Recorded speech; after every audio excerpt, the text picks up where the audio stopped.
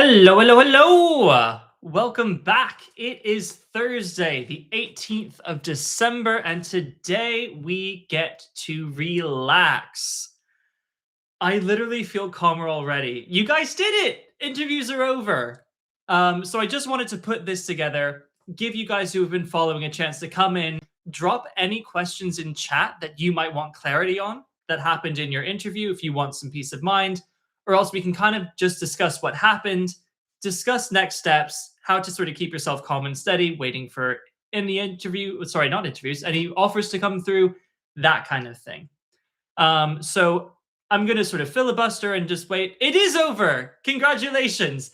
I don't know if you guys feel it, but like the relief on the other side. I know I've got like everyone always says this. You know it's half an hour and it just goes by like that. It feels like it takes 10 minutes. Already got questions in. That's what this is for. How can you tell after an interview if you went well or not? If it went well or not, you can't. You don't know whether it's gone well or not, because the whole point is it always feels like it hasn't gone well because it's really uncomfortable being held in that position where you don't know something, which is the whole point of an interview, right? Is for them to like teach you something from scratch, which requires you to be in that really uncomfortable position where you don't know something. So oftentimes people feel like it went really badly when it actually went really well because the interviewer went, oh, okay, let's push on this a little bit. And similarly, if you got all the questions right, that doesn't necessarily mean something as well. So like, it's just really, really hard to tell. I think at this stage, the best that you can do is to sort of say, I did my best. Like if you can look back and genuinely not think of how you should have done better in the real thing, that's all you can ask for. Because then they're making the decision based on an honest impression of what your process is like and whether it would be suitable for the process. So I say, let go, leave it to the system. New comment in. For my first interview, they introduced me to a fidget spinner. Oh, that's fun. And masses being added to the fidget spinner. The professor specifically said he only wanted an answer and completely stopped me from explaining. What? That's outrageous. I've never heard of that. I have that shot. You see, this is the thing. They can do whatever they damn well please in an interview, but I've never heard of that. Huh. You were going to talk about moments and he told you to stop. Interesting.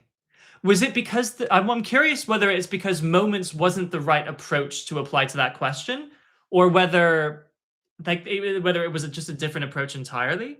That's so interesting. I'm very happy for you to add more color to that question. So you had a fidget spinner with some masses on it. Was he asking you something about like, was it circular motion, like how adding the masses would change the time period? It was to do with tilting. So a fidget spinner and putting masses on the fidget spinner and whether it would tilt. Well, tilting, that is moments. It's fascinating. Yeah, they ask some weird and wild stuff in interviews. Going back to a previous comment, I applied for engineering, but my interviews were not anything to do with engineering. It was the most random stuff. Very happy for you to add more color on that in the comments. But sometimes they do that. They genuinely, interviewers can do whatever they damn well please. And it's just, yeah, it can be wild sometimes. So more on this fidget spinner question. It was a massless fidget spinner, and he moved the mass from one position on the arm to another. He asked me about the new orientation of the spinner.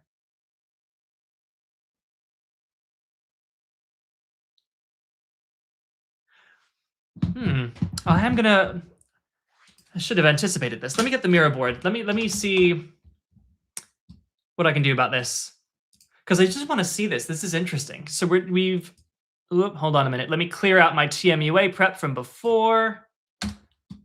Let me zoom in. Okay, let's get into this. I'm curious about this fidget spinner question.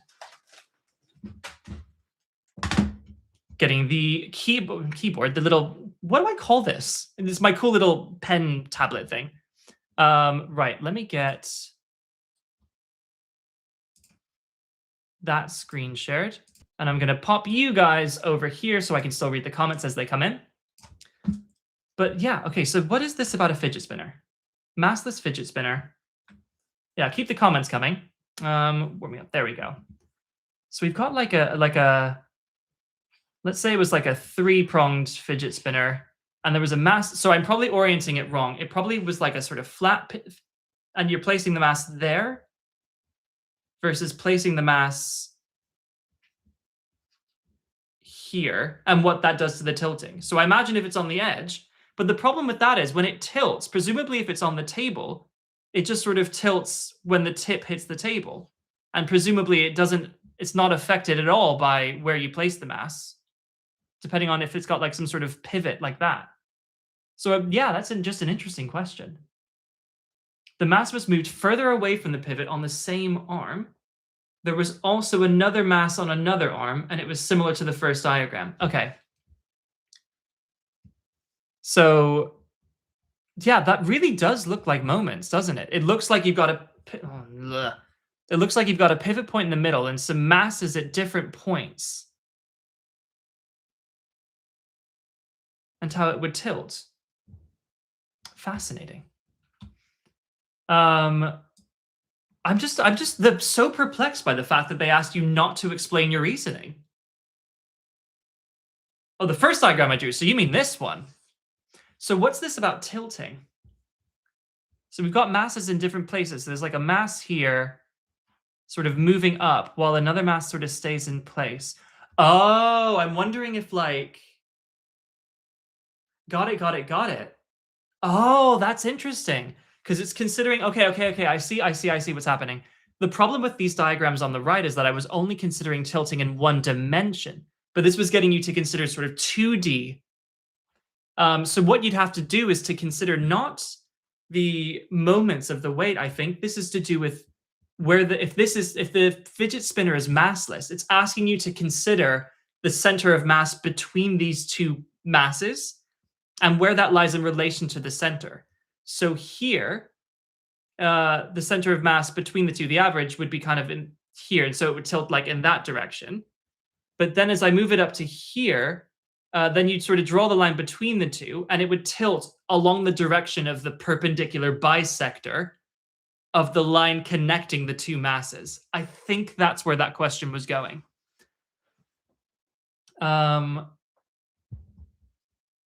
Actually, that's a sensible suggestion. Maybe you were running out of time, so they wanted you to answer quickly. Yeah. So that's it.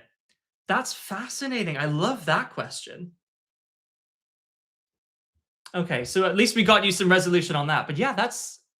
So in which case, I think the not explaining was to do with the moments, and that would not have been because they didn't want you to explain anything. It's just because the moments wasn't right for this particular question, and they would have said, "Oh, okay, she can," or he, sorry, that you can answer,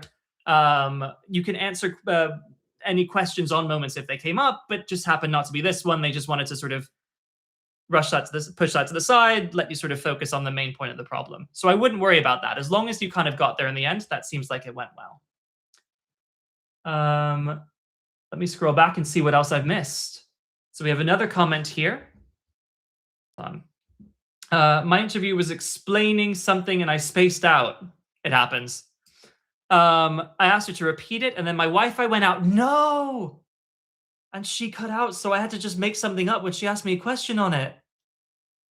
Oh, I hate that. You see, this is why I hate the fact that they've, like, post-COVID, most of them kept their interviews online, because it puts your performance at the mercy of the internet, which I do not trust with my, like, placement. Obviously, it's different if you're sort of abroad and you have no choice, but yeah, some of the colleges have gone back to in-person and some haven't, but that sounds awful. Really, really sort of commiserate with you on that one. Hopefully, like, they will have noticed if it froze, they will have spotted it as well. So hopefully they sort of sensibly don't use that against you. But yeah, man, I feel that. Okay, so we got another one in. The first interview was deriving the circular motion equation. Oh, I hate that one. And the second one was integrating to find the force due to a fluid and also the moments due to a fluid. That sounds like a really interesting premise. Okay. So it sounds like both of those interviews were much more specific, like just sort of deep dives on one type of question, which can happen. So as long as you sort of show good process, demonstrate sort of core physics understanding, I think that will have gone well for you. Bob is saying, felt like I was too slow. I think I only answered the first part of each technical question. Maybe, maybe. That'll be up to them to decide. I suppose it's when you say slow, if you were sort of showing all of the important points on the way, I could see a world in which being slow is not necessarily going to be to your detriment. So it's just matter of letting the process decide on that one. Right. So then, yeah, someone was saying I got asked no personal statement questions. I expect that actually. I actually expect that. A lot of the times they won't ask personal statement questions just because not everyone writes about the same thing and they want to make sure that they ask everyone the same questions so it's a level playing field, a fair test.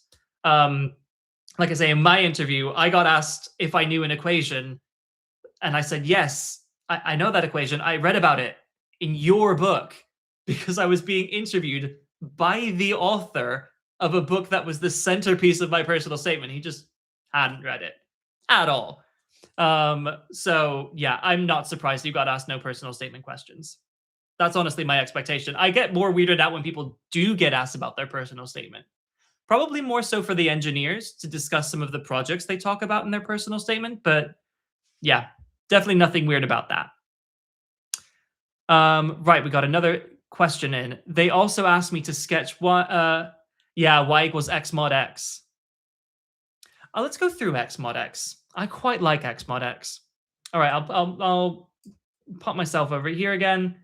Let's get the Miro drawn because it's just a really interesting graph.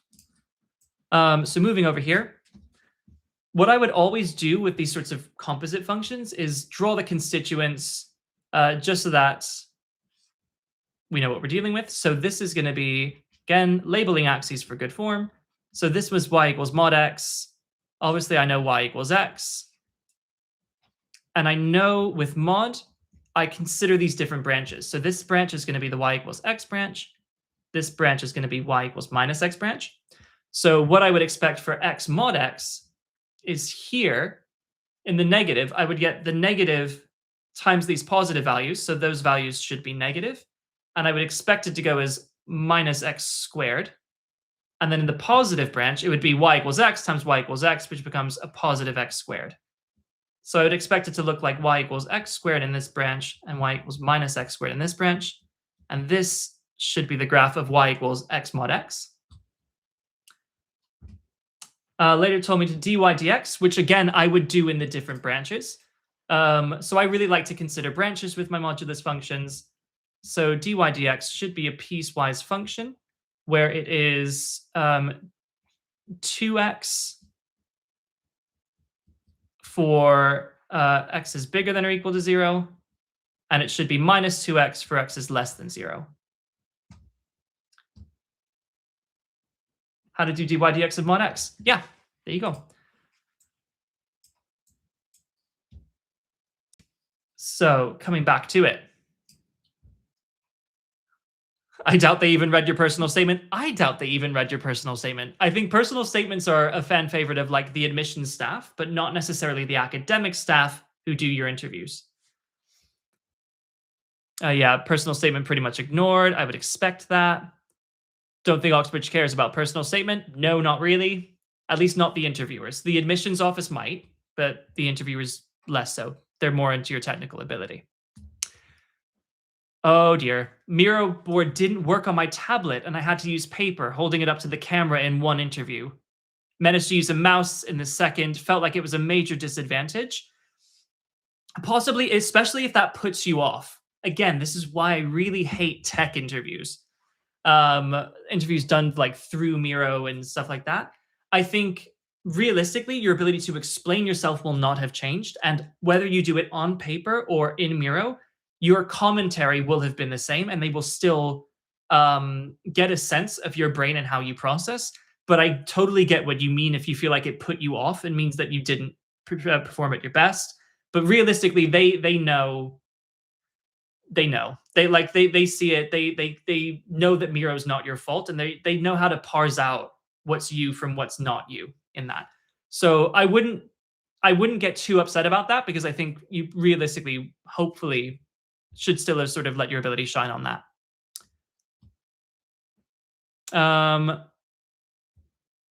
Is it bad if you felt the questions weren't that hard? Not that I'm bright, but if the questions were very elementary. Not necessarily, because some interviewers, again, they can do whatever they want. And if the questions were more elementary, that may be because they wanted to test your understanding of the fundamentals, and not to sort of glance over things, not just make assumptions, but to say, no, no, no, no, no. Here's why. Here's really why. Because F equals MA. And go really slowly through those more fundamental syllabus points, but with such precision that they know that your foundations are really solid to build on. So it's not necessarily a bad sign at all. Do you think they would account for technical issues when making a decision? Yes. Yes.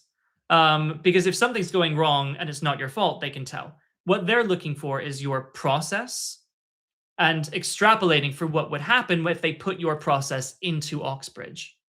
So yeah, I especially because I'm when I do my mock interviews, if something's going wrong on the tech, I'm like, it's just clearly not you. They know, because they wouldn't hold that against you. It wouldn't be a meaningful exercise for them, because from their perspective, they want the best students. And in order to do that, they need to have an interview experience that allows you to show your best, and then just judge you on that. If they're judging you based on technical issues, they're not getting the best. So it's not in their interest to do that. So I think you should be fine. Your interests are aligned here. So trust them. Trust them to have seen your ability and to make good decisions based on that.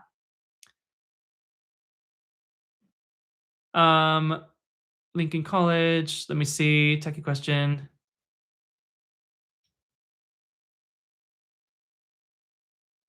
Oh, interesting. You have to clock that mod x is the same as the root of x squared, the positive root.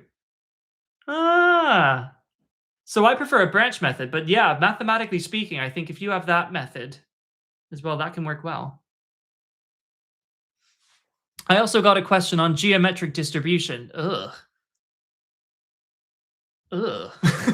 Stats? Stats? What did you do? Why did they want to hurt you? Still, I'm going to hold my hands up. I have never in my life learned the geometric distribution. It did not come up in Natsuki. It did not come up in my further math. So yeah, but I should learn it really, because I want to get good at that for my people who are doing it for IB higher level math. So I'm gonna have to get used to pressing the buttons on the calculator and all that. So you got a question on geometric distribution. Probability of a parcel arriving in the 5th attempt, which you're right was strange for engineering. But again, they can kind of do whatever they want. Do you think they will realize that it affected my ability?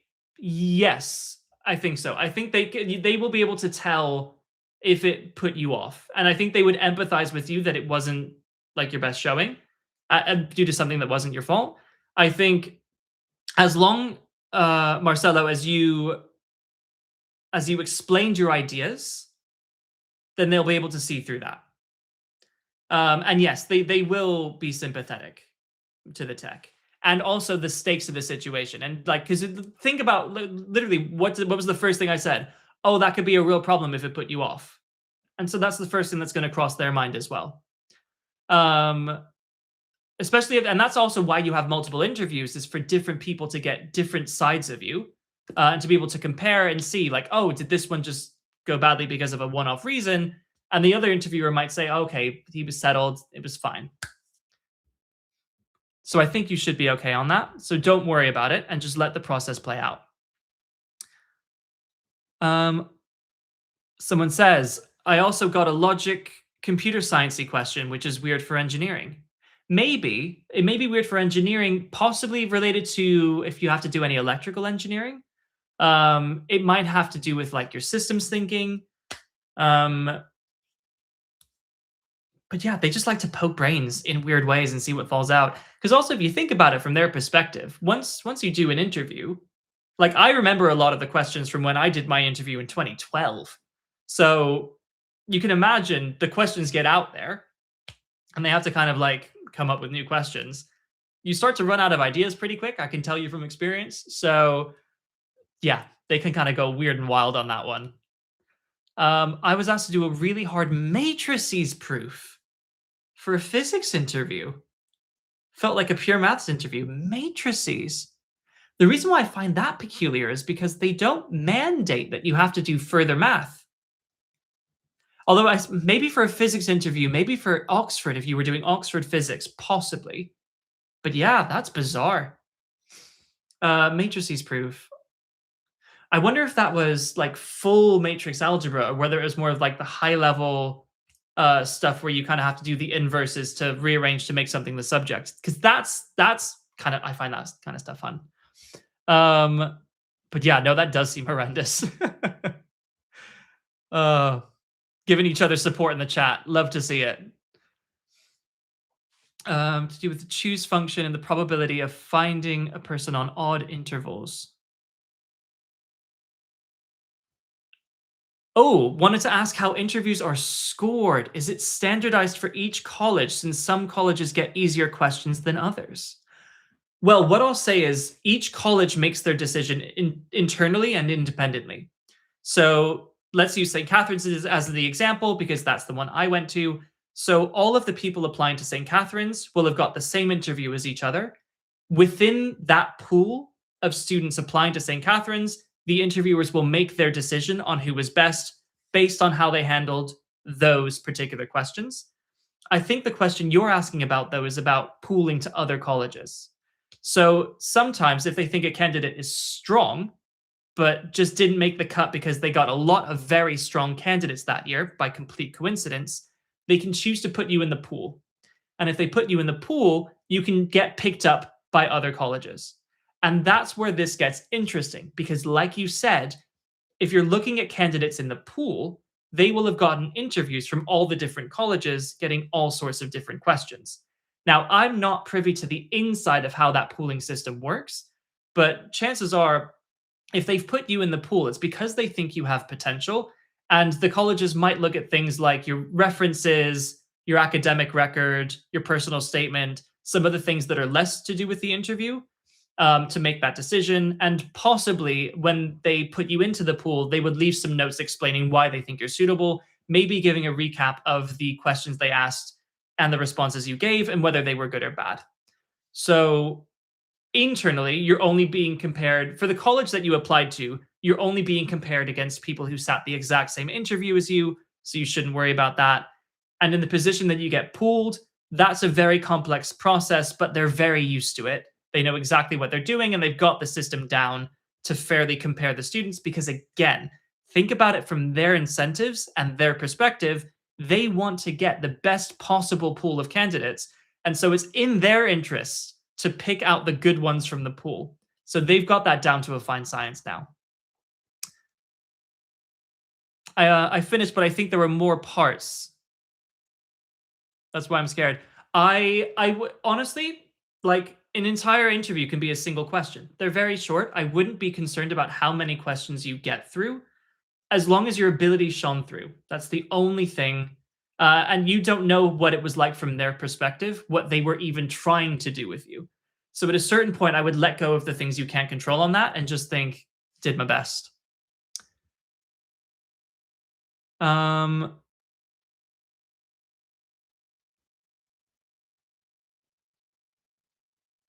Oh, okay, yeah. Okay, now let me go to the whiteboard. Let me. So I've talked down the geometric distribution, and I should. You're right. I should undo that. I should say it's not that bad. So what you can do, say a parcel. Let's say a parcel is attempting to be delivered at the door. Oh my god! I swear to God, guys, I just said let's assume a parcel is being delivered at the door. At that exact second, my doorbell rang with someone trying to deliver a parcel. Not for me. That's probably for one of the other flats in the building, but that is insane. Promise that was not planned. I doubt that got picked up, but trust me, guys, that was wild. Anyway, so let's assume the parcel gets picked up with a probability of success P, right? So for it to be successfully delivered on the 5th attempt, it needs to be failed 4 times So in other words, failure is 1 minus p. So you need to fail it 4 times and then succeed on the 5th attempt. That I suppose is if it's on the 5th attempt precisely. And so actually, I don't think that would be that bad with probability if you're thinking about how you need to get that situation. It has to fail, then fail, then fail, then fail, then succeed. So that's failure times failure times failure times failure times success. So walking through those kinds of questions from first principles makes it very doable. I think if someone just said to you, what's the geometric distribution? You wouldn't necessarily know it. But again, interviews are not about what you know. It's about applying the process from the syllabus material so that you can work something out that's brand new. So you're right. I shouldn't down talk the geometric progression. Let's see what else is in there. Wasn't that bad. Yep. Thank you, Lorelai. Okay, so in one of my interviews for math, I got asked whether it would be faster to travel around the Earth or through the center of it. Was a bit confused at first, but managed to get through with some hints. I love that question so much, mainly because I get to use it to explain why complex numbers are actually physical. Because when you yeah. Let me share screen on that. Because if you okay, so let's imagine we've got the Earth and you're in orbit around the Earth. That is not even close to the center. Gonna try that again. Do you know? So you've got your orbit around like the Earth. If I tilted that to be a side-on view, it would just be a straight line with the Earth through the center.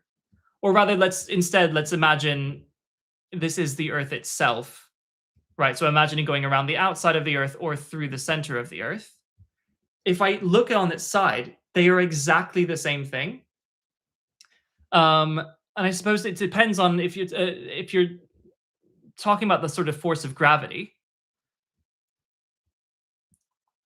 I'm not going to go through like the full process on this. It's a very good question, though. What you realize is that as you're moving through the center of the Earth, you're only being gravitationally attracted by the mass that's sort of like left to go. So the force of gravity decreases on you as you move through the center of the Earth. And it kind of turns into a simple harmonic motion situation where the restoring force acting towards the center means you kind of oscillate. And that oscillation is the same as the component, the horizontal component of that circular motion. So it's a really cool problem if you get really into depth on it. And I encourage you guys to really do that in detail, especially how the gravitational force changes as you move through the Earth. That's a very interesting exercise. Well worth doing. May do it if I get pushed. Not sure if I can remember the proof off the top of my head, but I could always do this. Let me see if there's anything else. Got a really nice question. Inclined plane question with a cable wrapped in 4 different ways. Oh, so one mass experienced 4t and the other mass experienced just t. You see, I like questions like that where they give you lots of different variants so you can kind of play around with it and compare them and come up with cool ideas. How much prompting do you think would be too much during an interview? Depends entirely on the style of question. If you're doing something that's a bit more syllabus-based, a lot of prompting wouldn't necessarily be great. But if it was like a really complicated, weird question, like my metal spheres question, some prompting there would be good or like more understandable. They, from their perspective, understand how hard the questions are that they're setting. And so I know if I'm setting a question that I expect you to get and I have to poke and prod you, I'm like, okay, great. That's not promising. But if I know I've asked you a bizarre question, I don't mind poking you and like guiding you through it because it's like making new connections that I wouldn't expect you to already have. So it really, again, depends. Also, if one college liked you and the other didn't, what happens? They can give you an offer. I'm assuming this is to do with an Oxford interview as opposed to Cambridge, where you only get interviewed by one college. Oxford, you tend to be interviewed by 1 or 2 colleges, and it any college that interviews you, that likes you, is entitled to give you an offer. Um, let's see what else there is. My interview had no emotion. Yes, yes. I was struggling and he was just staring at me for a couple of minutes. They do that. They sit there and they just poker face it because they don't want to give you any validation or feedback that might influence the way you approach the problem. So some of them really like to stand there and just stony face stare at you, even if you're uncomfortable, because they want to feel like if you get yourself to the solution, it's not because of their work, it's because of yours. They don't want to come away thinking we did this and then not being able to parse out what they contributed versus what you contributed and then not get a true understanding of your ability. So a lot of the times they will sit there and then you'll get to the end and they'll just move on and not even tell you if you were right or not. Don't worry about that. They would have been like that to everyone. Very unpleasant experience, but not necessarily a bad sign. Someone had a physics interview that was no physics, just math. That seems like they're prepping you for a life in theoretical physics, because that is what that is. All math, no physics. But they do weird things with you in interviews. Oh, hold on a minute. Like seeing how you tackling a problem. Yep, y'all are answering each other's questions. Love to see it. Another question. My interview topics were kind of difficult. Resonance structures, molecular orbital theory. Interesting, because that's not syllabus. And their diagrams and product rule. But I've learned them before, so didn't find them too hard. Is this bad? No. No, if anything, it shows an interest in the syllabus to go beyond the syllabus, right? Because I would not expect, well, when you say molecular orbital theory, I would expect people with chemistry to understand atomic orbitals, like your S and P orbitals, but I would not expect people at this stage to understand molecular orbitals, except for maybe maybe sp3 hybridization, sp2 hybridization, maybe to do with how sigma bonds and pi bonds, some of that I might expect.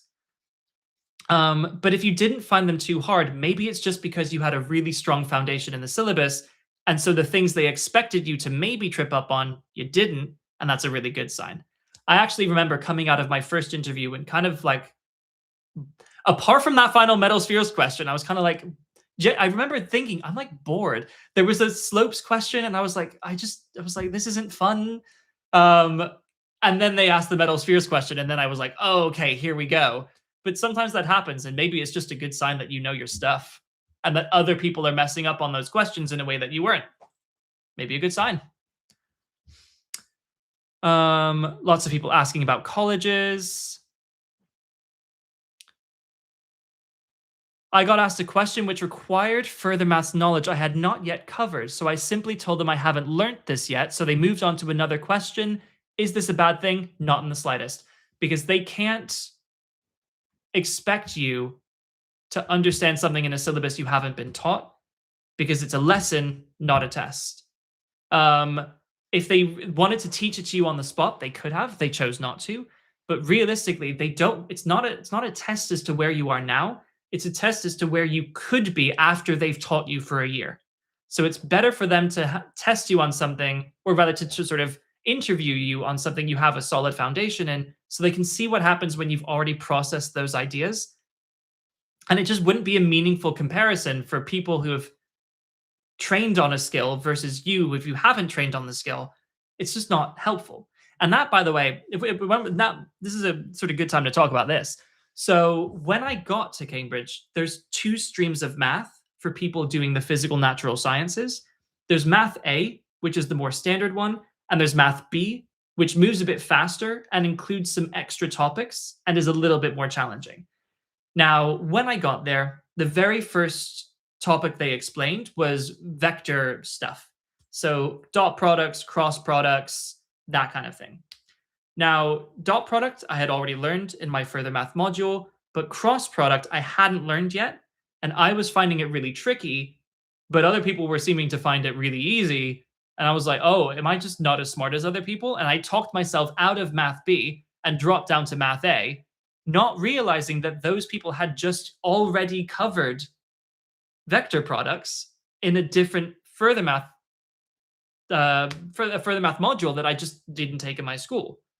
But actually, by the end of the year, I'd caught up and sort of outpaced a lot of people who had started off the year before me, like sort of ahead of me in terms of preparation. So they know that. They know people are coming in with different backgrounds and different levels of training. And so from them, they just want to give you the best interview to get the best understanding of where you're at right now and how you process new stuff with your current understanding. And it wouldn't be meaningful for them to just like make you flounder on something that you haven't been taught that other people have. That's just not good. So I wouldn't worry about that too much. I think you handled that well.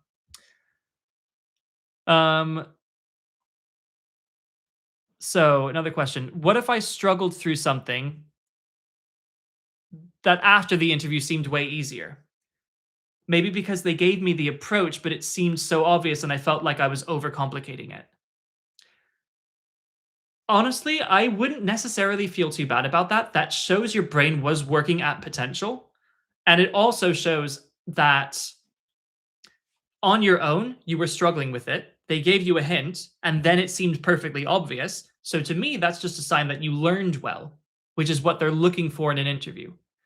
Now, again, I obviously don't know what happened in any of your interviews. I wasn't there, but I'm trying to give you like the optimistic understanding, like the optimistic interpretation here so that you can understand it's so common to feel like, oh, therefore I'm going to fail and this isn't going to go well. I've like lost it. No, I'm giving you all the reasons why these things are not necessarily bad things. So in this case, the reason why it's not necessarily a bad thing is, well, you showed them you can learn. You showed them you didn't get it, but with a small amount of intervention, it became obvious to you. And that seems like a good thing, right? So that's how I would get around that mentally. Someone says, thank God I didn't get a probability question. Correct. Yes, no problem. I don't like stats.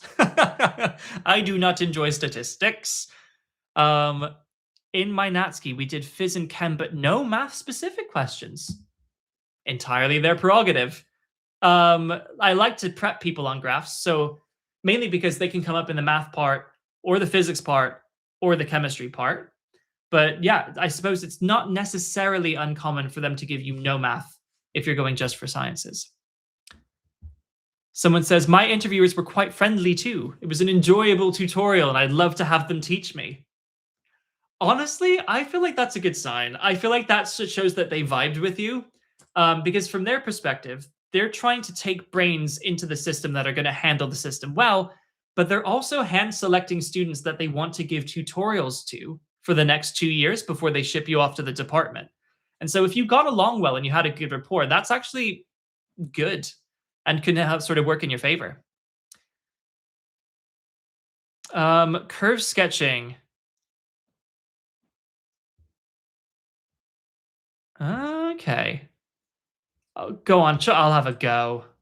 I love a good graph sketch. You don't have to push me that hard to get me to do a graph sketch. So let's see what these graphs were. So someone says, I got the curve sketching y equals x plus e to the x. So what I know from that, and again, let me just draw the component graphs just so I know what I'm working with. So x looks something like that. E to the x we know looks something like this.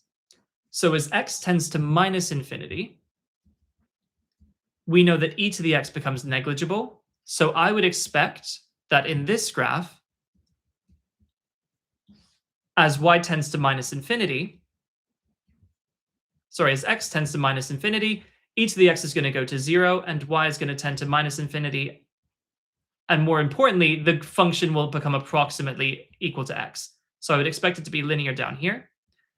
But I would also, when x equals 0, I would expect it to go through 1. And then from that point, as x tends to infinity, I would expect the exponential to dominate. So it might kind of go linear and then start to curve up and then just go ballistic. And then for a second graph, we've got y equals cos x times 1 plus cos x. Where again, just because I'm in the habit and because it really, really works, I'm just going to draw my component graphs. So that's y equals cos x. Labeling my axes because, of course. Then 1 plus cos x will start at 2 and go down to 0. This will happen at pi, but that's going to be pi over 2. 3 pi over 2, because my 0 points are going to be points of interest here, because that will make it 0 on the full curve as well.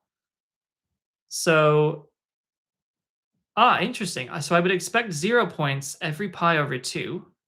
Is that true? Not necessarily. That's 0. That's 2 pi. That's 3 pi. Oh, come on, Miro. You can do it. So that's minus pi. That's minus 3 pi. So at these points, I would expect this to be 0 as well. I would expect it to start at x equals 0. Hold on a minute.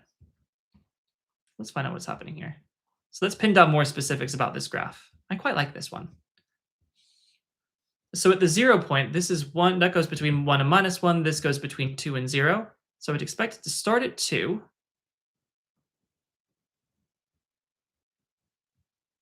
It would go to 0. I suppose interesting. Let's find the minimum points, because the maximum points.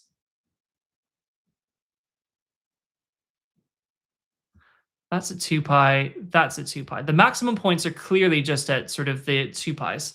Let me differentiate this and see what's happening. So differentiate this. You get first d second.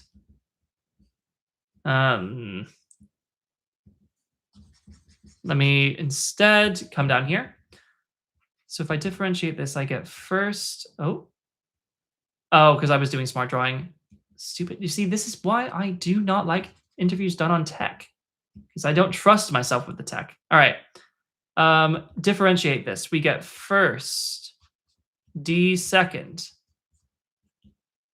plus second d first,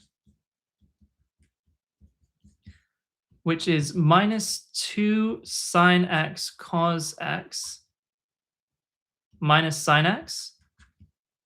So it's minus sine of 2x minus sine of x. Or rather, let me not do that. Let me instead factorize. It is minus sine x into 2 cos x plus 1. So we will get turning points whenever sine x equals 0, which is at n pi, or when cos x equals minus a half, which from my special triangle, I know will be at pi over 3. Well, minus a half. So from the cast diagram, I know I'm looking in these two regions. What happened when x is equal to 2 pi over 3 or 4 pi over 3? And their equivalents by adding or subtracting 2 pi. So yeah, this is an interesting one. So do I get, so the n pi's, yeah, I get my turning points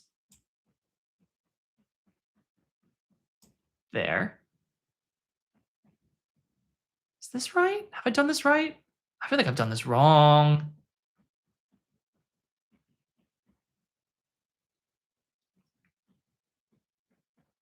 Yeah, that's a weird one. That's a curious little one. First d second plus second d first. I'm going to look in the chat. This time I'll let spoilers. In case, am I missing something? I don't think I am.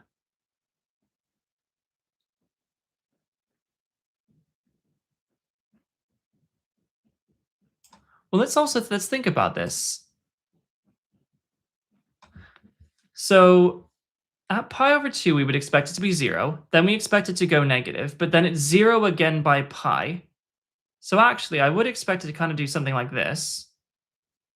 And then between pi and 3 pi over 2, again, it's negative. Oh.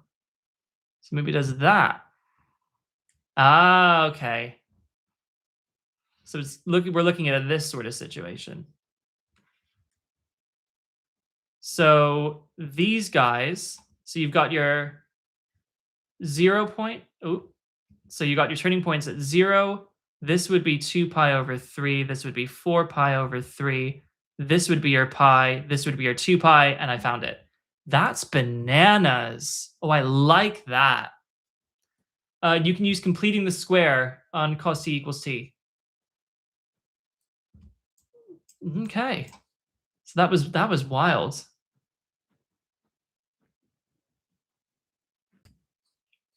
Yeah, other methods are available on that, but yeah, I just wanted to dip my toe into that. Oh, I've let the chat really go though while I was doing that. Oops. Sorry guys. Let me catch up. No. Okay. This is why I don't get distracted by shiny graphs. Legit had no curve sketching. Totally normal. Are you guys not taught molecular orbitals in England? We learn about them in Scotland. No, we don't get molecular orbitals until first year of Cambridge is when I got mine. I only learned about them through the book Why Chemical Reactions Happen, which was the book written by Dr. Wuthers that I talked about in my personal statement that Dr. Wuthers, my interviewer, had not known I'd read. But no, we don't get molecular orbitals. So it's good that you were ahead of the curve. That can work in your favor. Second one for St. John's. More comments on the graphs. People just chatting away. Love to see it. Okay, Oxford engineers. Weirdly enough, I don't know why. I had 2 people I was prepping for interviews this year going for not just Cambridge engineering, but Cambridge engineering at Trinity College. And then someone in the chat like was talking about their Trinity Cambridge interview.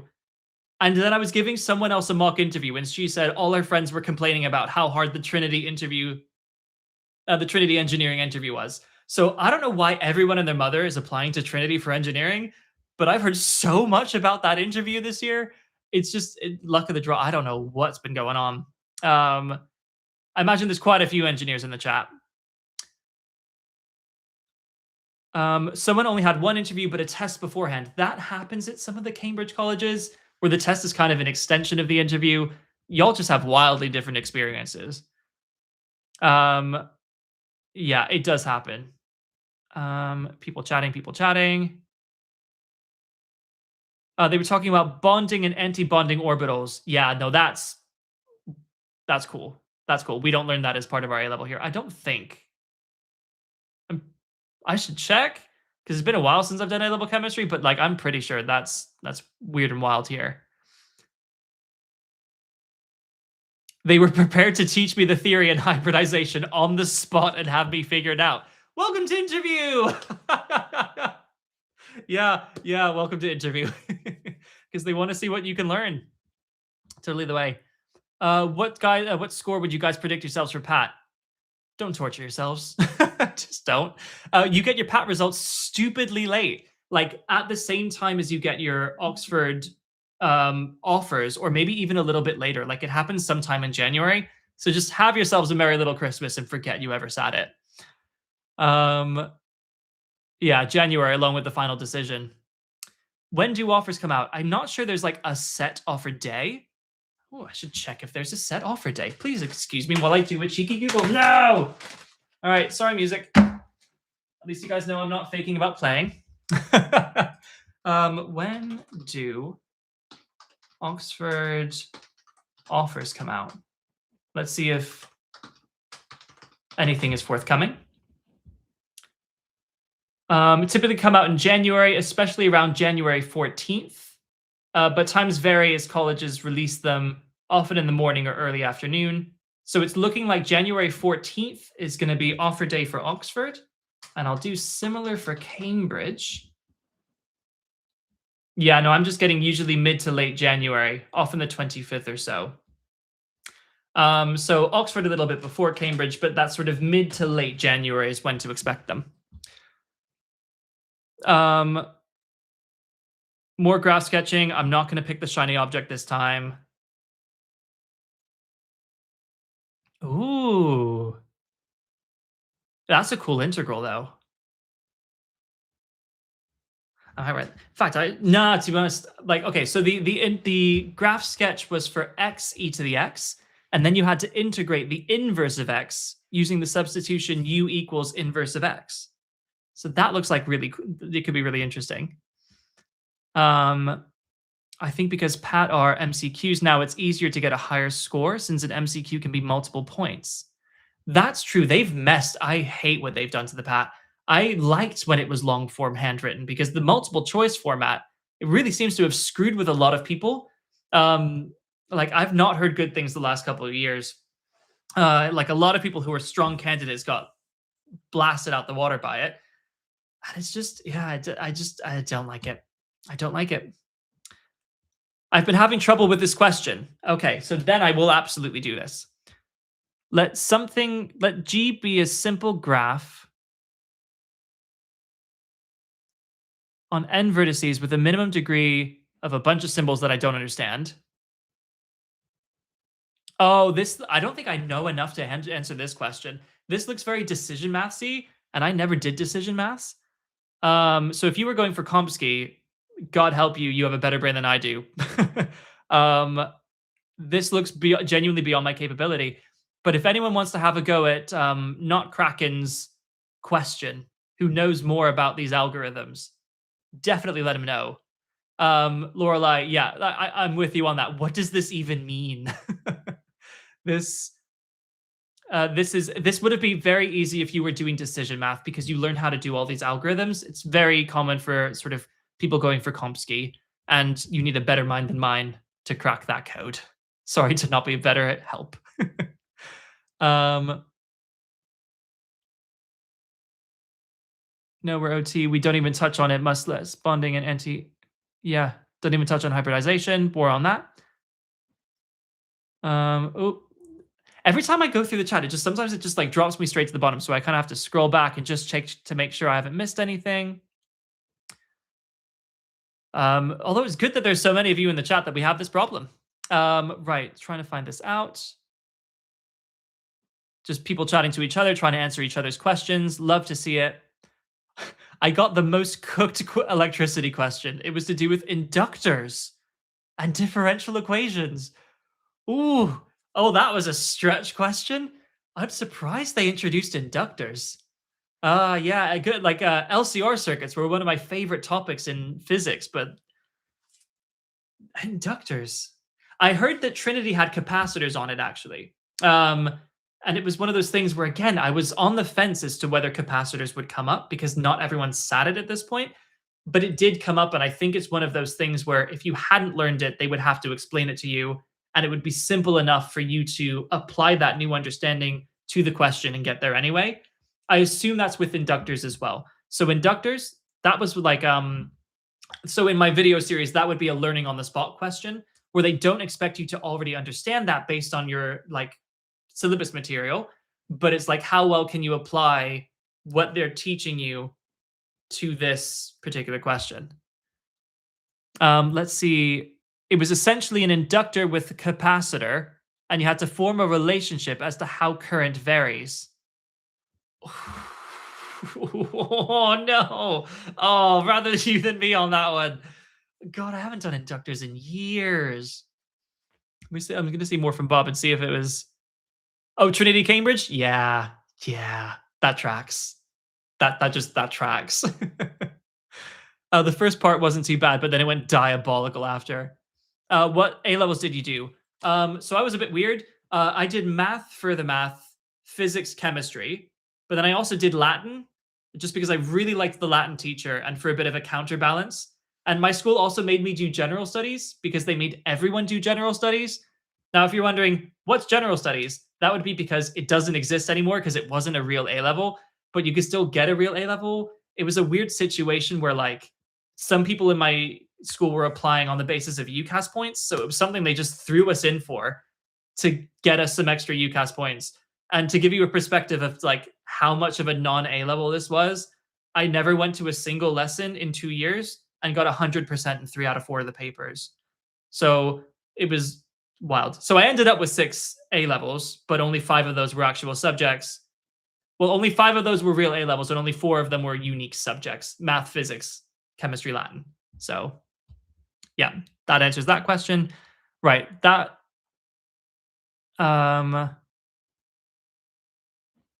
So let me see if there were any other questions, because I just skipped ahead after the inductors question. It's part of my prep for the Asian Math Olympiad and Uni application. Right. Not Kraken was adding some extra color to that, the sort of decision math idea. You might be able to find it if you look up in the UK system, the further math A level, specifically the decision math module. You might be able to find notes online that will help you crack that. Oh gosh. Joshua says, and I recognize you, I had a whole fire alarm go off during my second interview. Good thing it got delayed. So I was still in their Zoom room waiting with cameras and mics off when it happened. I would actually just combust and die. I would just be dead. There would be nothing left of me.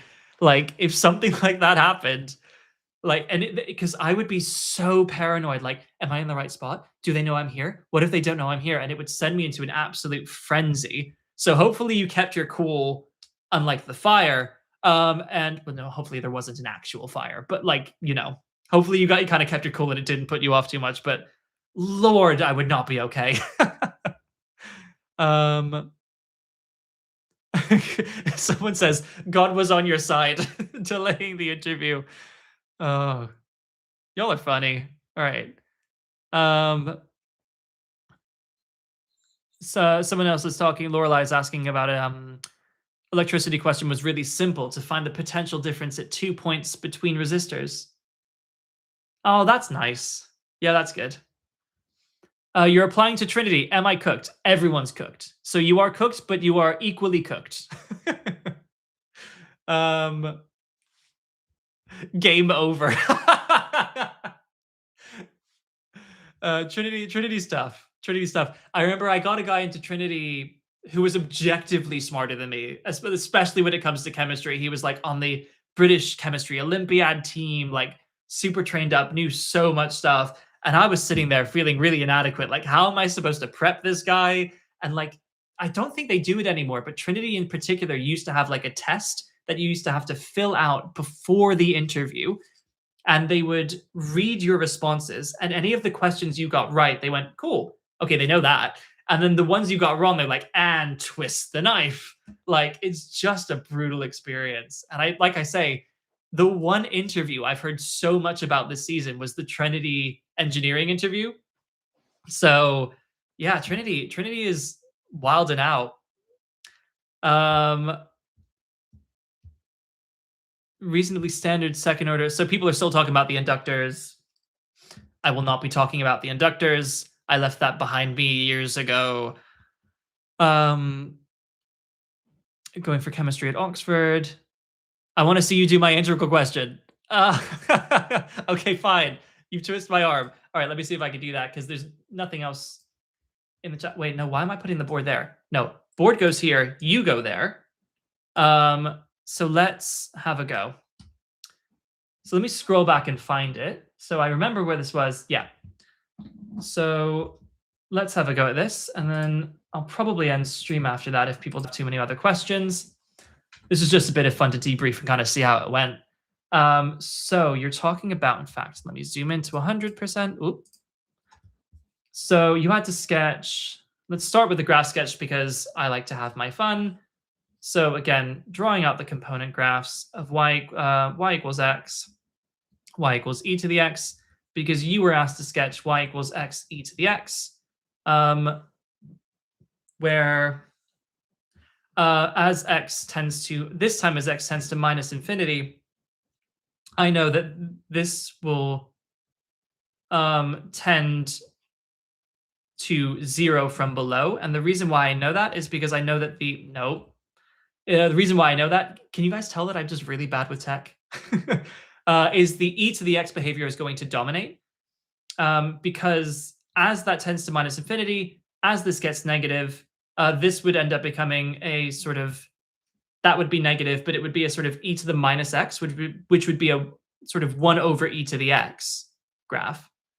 And e to the x just completely dominates. So I would expect y to tend to 0 on that. And as x tends to infinity, I would expect y to tend to infinity as e to the x does. I would expect it to go through the origin because it's multiplying by 0. Let's see about the small x behavior. So as x is small, let's see if I can use my small angle approximation-ish, where like the Taylor expansion of that is, so e to the x is approximately 1 plus x squared over 2 factorial. So as x is small, I would expect it to look like x plus x squared. So in other words, I would expect it to have a kind of sort of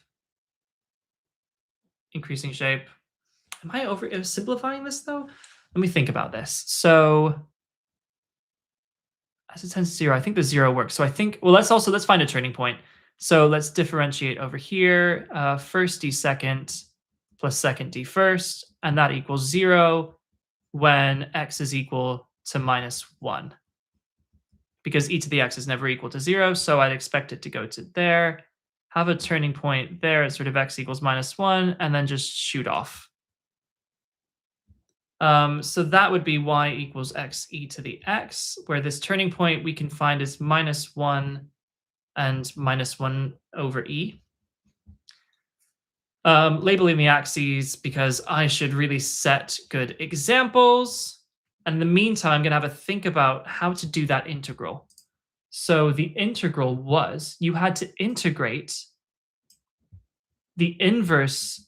So this is f of x. So f of x is equal to x e to the x. And you had to integrate the inverse of x dx using the substitution u equals inverse of x. Well, if I take function of both sides, then you get that.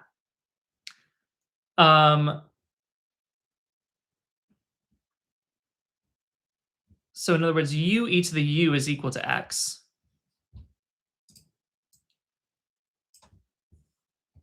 Let's differentiate both sides with respect to u. Then I'll get first d second plus second d first differentiating with respect to u equals dx du. Because then I can say this is equal to dx. And so it's the integral of u times this thing. So it's the integral of u dx. So it's the integral of u times this, which would be the integral of u squared e to the u plus u e to the u du. The reason why I have that reaction is because it looks like a double by parts. Really? I'm having to do a double by parts on stream. I mean, literally put me out of my misery if I'm doing something wrong. I'm not being put out of my misery, so cool. Right, okay, I'll double by parts this while y'all have fun in the chat. So, let's do this first one. So this would be integrate that. No. Integrate that. So it would be e to the u squared e to the u minus the integral of 2u e to the u. Huh. That's convenient. Let's do that first. So okay, so that's so we can actually kind of make our lives a little bit easier by calling that integral of thingy with stuff plus the integral of the other thingy with the other stuff. And then let's integrate this one first. Integrate that, so that would be u squared e to the u minus the integral of 2u e to the u du. And then we've got this integral here, which we then combine, and then that kind of becomes the same thing. Because -2 of them plus 1 of them is just -1 of them now. And then we do it by parts again. And you get minus, and then that becomes, again, you integrate the second one minus the integral of differentiating the first one. So it's u squared e to the u minus u e to the u plus the integral of e to the u du, which is just e to the u. So in other words, I think the integral is e to the u into u squared minus u plus 1. And if we think about what u was,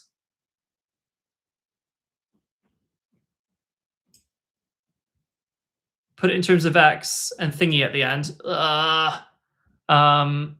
Well, x was u e to the u. So let me think about this.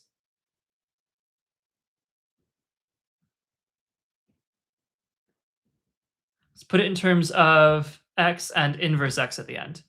So inverse x was u. Okay, that's not too bad. So what we want, so let me bring this up. This was, my final answer for the integral was e to the u into u squared minus u plus 1. Now, if I get that in terms of these guys, what is happening here? U e to the u. So this one, why don't I keep it expanded out actually? U squared e to the u minus u e to the u plus e to the u. Because this first one is u, which is inverse of x, times u times x minus x over inverse of x. And that's what I think the answer is. That's what I'm going for. Because, I mean, you can take an x out as well from that, but I'm going to call it there and sort of say I'm satisfied because I want to catch up what's happening in the chat because y'all are popping off and I've been missing it. All right.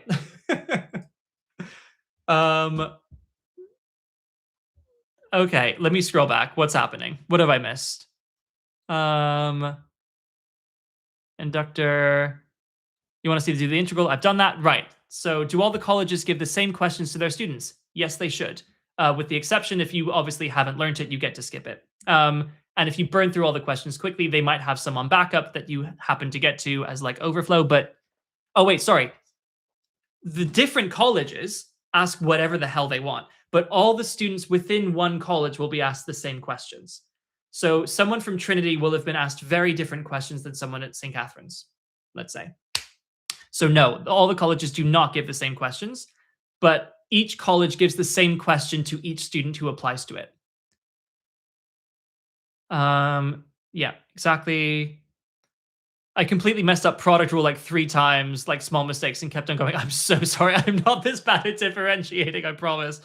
Well, okay, let me put it this way. As long as you were the one catching your mistakes, I think that's a good sign. Because then they're like, okay, execution errors under pressure, but at least you're checking your work and catching it, then you're fine. You also say that the guy was so straight-laced, didn't give you a single word of encouragement, just watch me messed up until I get it right.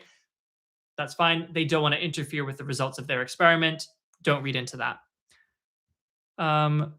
Tomorrow, last day of school, I have a physics assessment and all of year 13 content. My teacher is cruel first thing in the morning as well. Sorry about that, Lorelai.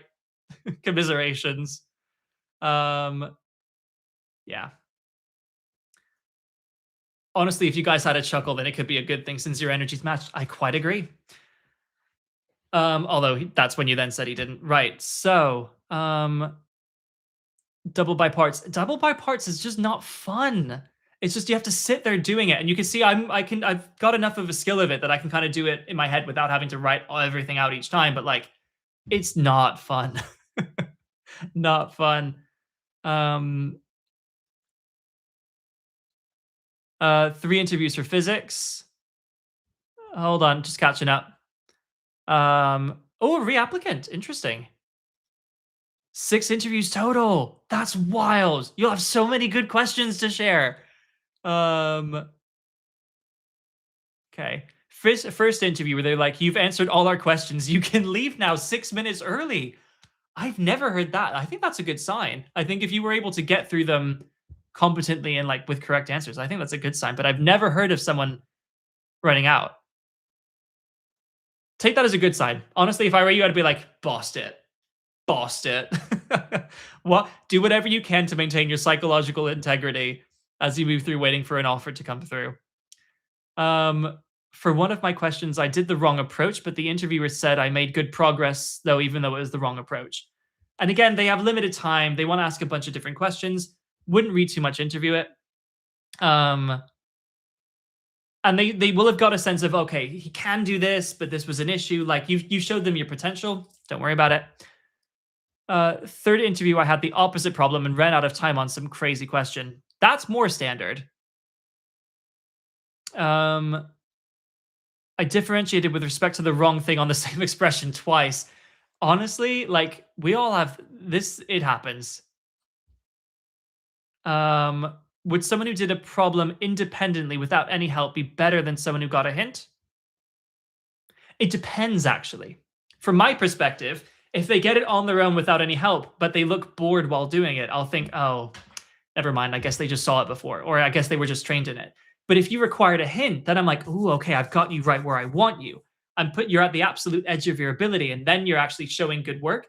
Maybe then they're thinking, oh, okay, if I give just a hint, oh, we can do that, and then that, and then that with it. That could actually come across better than someone who can do it flawlessly. Of course, the someone who did it flawlessly, it might be really good because they're like showing all of the steps on the way and that they're clearly thinking it through and are like alive with it. But it depends. Physics question was cooked. Doubt people will get it. Happy it's standardized. All we can do now is pray. That is exactly right. Relieved to hear you say it's a good sign because I had no idea what to make of it. I would be so off put by that as well. Because for me, like sometimes that happens with me going into interview where like when I'm doing interview prep, I'll have a set load of questions. And sometimes people will, I had one student this year who was like speedy. So I was kind of like, crap, where do I go with this? And it was like just sort of getting him to go deeper and deeper in the problem. But yeah, I mean, it can happen. Yeah, they can give follow-up questions. They could have done that.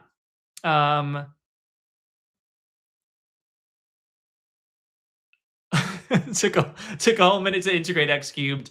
That happens. Like I say, then this is I've heard some funny things. Like I remember when I was going through it myself, like because the first question is always that kind of grounding question for them to like, you can ease into it and kind of get your footing. So I got asked to sketch sin x.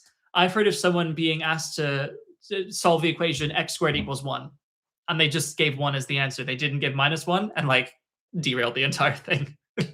So sometimes these little execution errors, yeah, they'll eat at you as well. As long as you correct it and then you get there, and then you move on and show some decent work, they judge you based on the best of the ability you show, not the worst. So try and just move past any little mistakes you may have made. Oh, can I just say your videos appeared on my recommended like 2 days before my interviews, and they were so great to go through. Nailed it. Glad I could help. Yeah, no, you're very, very welcome, man.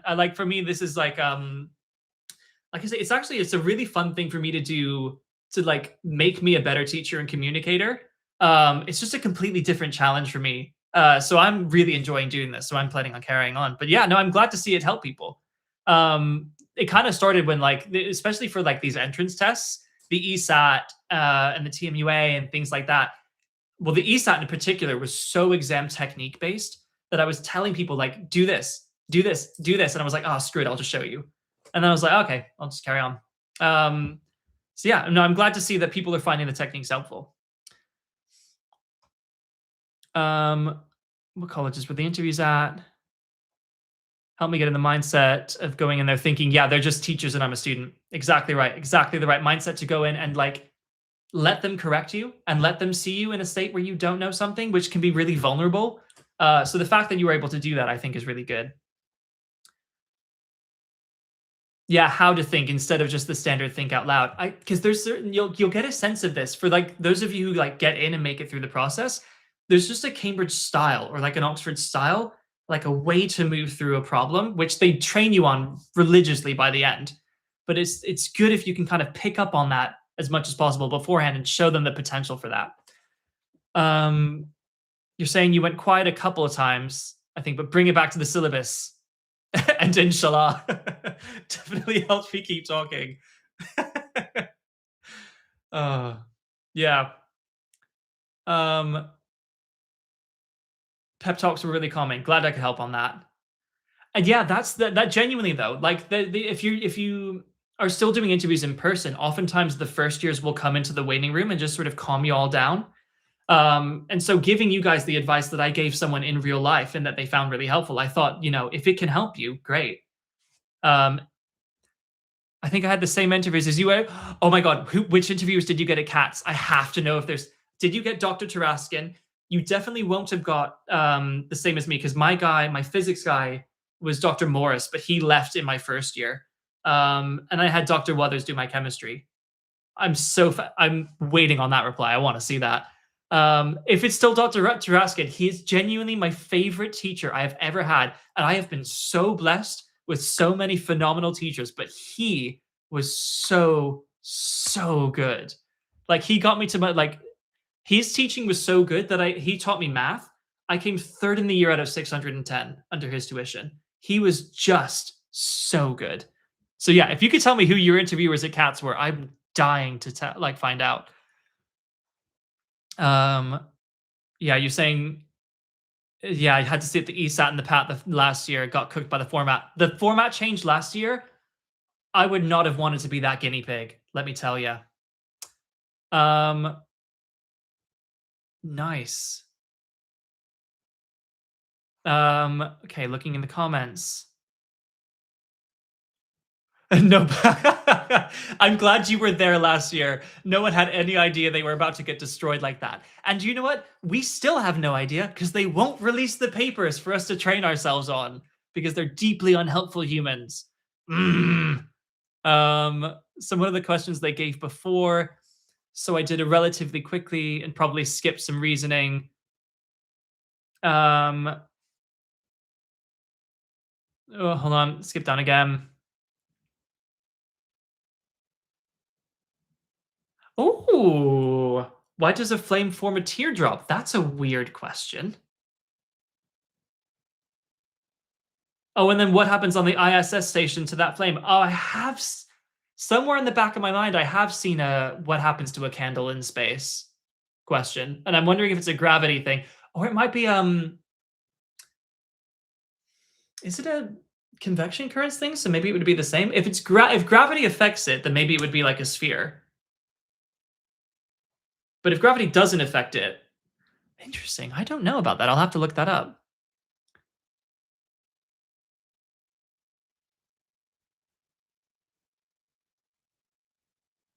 For your second interview, I think it went silent for a bit because I was getting cooked and the interview was staring at me. That happens. That also happens. But again, bringing it back to core syllabus and just sort of showing your best, absolutely the way to go. And remember, that person, that interviewer will have been exactly the same with everyone else they were interviewing with. So, yeah. A-level physics last year was horrendous, so I had no idea how I even got about a B. I will say, if you were doing in particular AQA physics, they have been on some absolute nonsense for the last 3 years or so in terms of their papers. I had a guy I was training up for A-level physics, and it was just not even, like, the people came out of paper 2 in particular, and, like, the memes were hysterical, but it's only because people suffered so badly. Oh, I'm curious to see how that. Okay.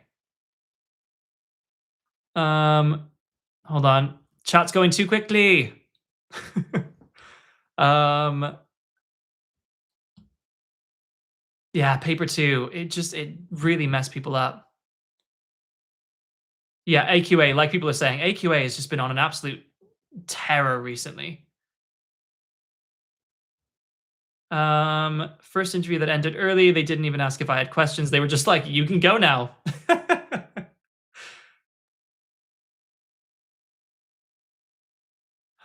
Oh, I've never seen this in an Oxbridge one. My interviewer literally asked me, why did you choose this college? But it was your second college. Oh, that's really awkward. You have to kind of like, come up with something on the spot. That's helpful. Note that if you're going to Oxford, have a reason why you applied to the colleges, even if you didn't. One of mine ended 5 minutes early and another went 10 minutes over. They do what they do. Oh, flame question. Expansion of air around the flame. Yep. There's convection currents. Oh, of course. Okay, so the way that convection currents work, you heat the air expands, becomes less dense, therefore it floats. That creates the convection current, but that step of the less dense air floating relies on gravity, which if there isn't any in the International Space Station, you don't get the convection currents.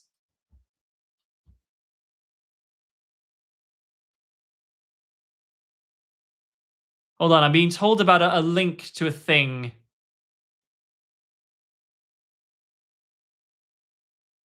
Let me backtrack him. Let me see if I can find this thing.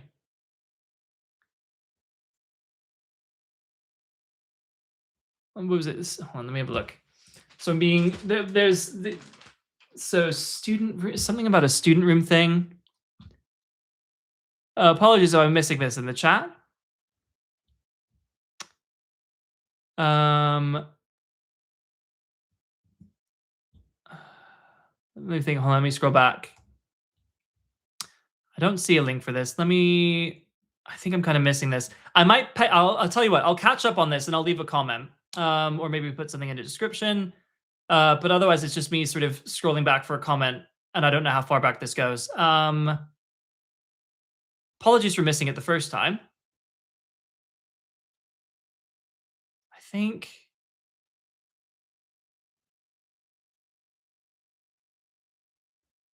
Oh, hold on. If anyone's still doing A-level physics, I posted a step-by-step guide on the student room to get an A star. All right, so maybe if you leave a link, people can find that in the oh, my Christmas holiday is going to be all ESAT revision. If you're doing ESAT revision, okay, watch my streams on that. Like, you've got to be good at your tactical skips and your exam technique. Like, the time management is so critical in that.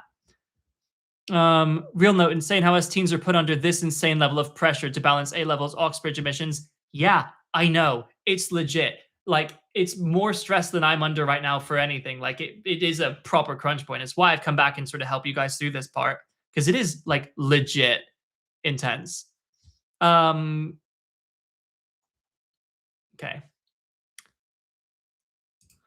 Okay, right. Guys, I'm going to have to wrap this up soon, mainly because I'm going to Christmas drinks with some fellow tutors, where I promise we're not going to be chatting about you. No, we would never do that. Right. Mainly so with that, I'm glad that we got on here. I'm glad we had a chat. Glad I could sort of show people how to do things as required. It's always really good to get feedback post-interview as well while it's fresh, to find out what sorts of things they're asking. And so that people can kind of get a sense of what it's like in real life. Because obviously, when I did my interview, that was in 2012. So that was a while ago. And so it's good to know some extra things that we didn't know before. You are very, very welcome. No, we didn't see the link you posted. I'm not sure if it's because there was... Oh, and I missed the retraction message about who my interviewers were. No, I don't think we saw a link in the chat. I'm not sure if it's just due to the chat rules, which in theory I am in charge of, but I'm not sufficiently experienced with this to know if I did something wrong. I think it did get auto-moderated. Tell you what, leave a comment. If you want people to see it, leave a comment in the video once it goes live. Like, as soon as the stream ends, it then populates as a VOD. You guys are very welcome for prepping you. Like I say, I kind of realized, like, this is like sort of helping you through this bit. I really wanted to come on and do like a sort of last little round out for people, because we've been through like the entire Oxbridge process together. And so to get to say like, job well done, got to the other side. Thank you very much, guys. But yeah, no, I'm just glad you made it through. Glad I could be of help. I think from here, I'm going to pivot. I'm going to do a little bit of ESAT work and TMEOA work, just going into the January cycle. And from there, I'm going to pivot probably into the summer cycle. So then we're going to be talking about A-levels, IB, physics, math, that kind of thing. Just sort of getting through so that, especially if you're getting offers, you're meeting those offers, because that's what you don't want, is to fall at the final hurdle. So help you guys sort of get through that. But you've definitely done the hard part. The hard part is over, and now it's just calm, have yourselves a good little Christmas, and then just like sprint to the finish once it gets to the exam season. Are you interested in hearing if we got in? Absolutely. Absolutely interested in hearing if you guys got in. All right. With that, I think I'm going to say have a really good Christmas. Have a break. You guys deserve it. You guys need it. Rest up. Get that energy back. For those of you who still have an ESAT to come, blast that out. Let January be a really chill month. And then just sort of get back into it. Get back to the grind. Get back into the syllabus stuff that you might have been casually neglecting while you've been doing all this entrance stuff. Make sure you're in a good spot to like hit those exams really strong in the summer. So with that said, I'm going to leave it there. Thank you very much, guys. Alrighty then. So take care. In the meantime, well, I would normally say work hard, have fun, and I'll see you next time. But for now, and only for now, just have fun. And I'll see you guys next time. All right, take care.